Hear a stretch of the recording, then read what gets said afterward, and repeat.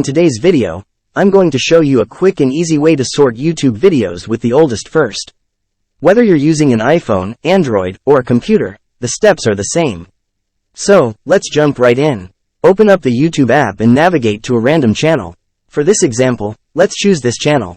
Once on their channel, look for the Videos section, which is usually towards the top. Tap on Videos. Now, pay attention to the sorting options. You'll typically find Newest selected by default.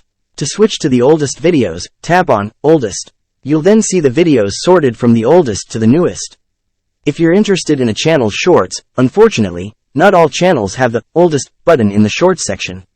However, you can manually scroll down to the bottom to find the very first short they posted. And there you have it. Sorting YouTube videos by the oldest is that simple.